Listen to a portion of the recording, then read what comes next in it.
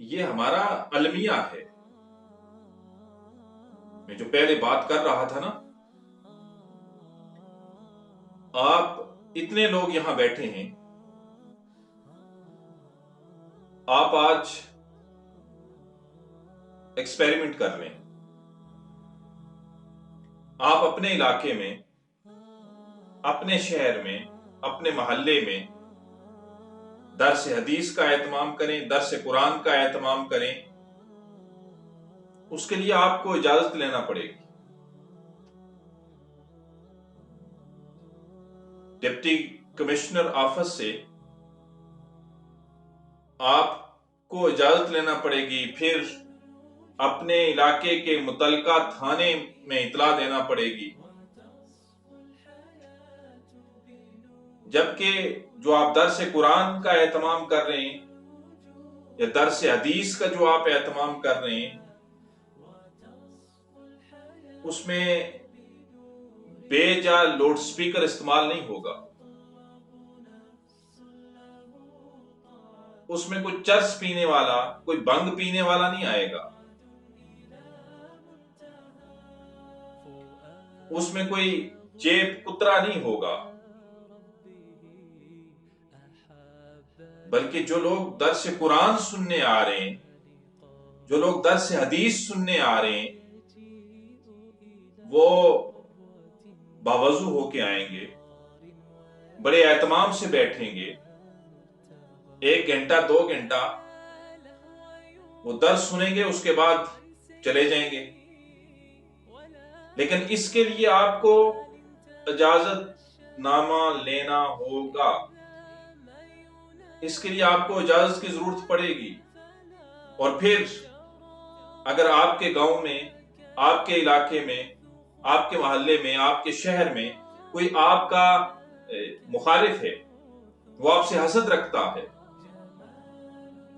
تو میرے بھائیو اس نے جا کے اگر تھانے میں کہہ دیا کہ درس قرآن نہیں ہونا چاہیے، درس حدیث نہیں ہونی چاہیے، کوئی معمول سی اس نے وجہ بتا دی،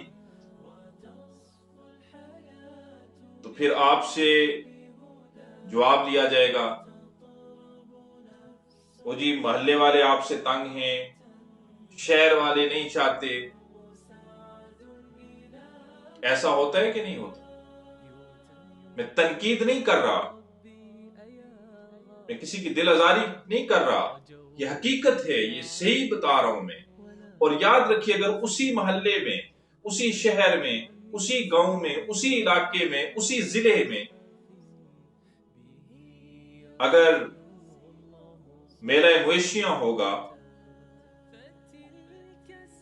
اگر اسی علاقے میں بسنت کا میلہ ہوگا، بیل دوڑ ہوگی، اور کوئی کھیل تماشا ہوگا، یا کسی پیر صاحب کا عرس مبارک ہوگا، تو ڈپٹی کمشنر آفس سے حکم نامہ جاری ہوگا کہ کل چونکہ بیل دوڑ ہے، کل چونکہ بسنت کا میلہ ہے، کل چونکہ میلہ مویشیاں ہے یا عرس مبارک ہے، لہذا پورے ڈسٹرکٹ میں چھٹی ہے۔ میرے بھائیو یہ نظام ہے، ہم اس نظام کا حصہ ہیں، اور یاد رکھیے جہاں یہ چیز ہوگی وہاں پھر مواعد نہیں، وہاں پھر مجاور پیدا ہوا کرتے، وہاں پھر توحید نہیں ہوتی، وہاں شرک پروان چڑھتا ہے، وہاں شرک کو فروغ ملتا ہے۔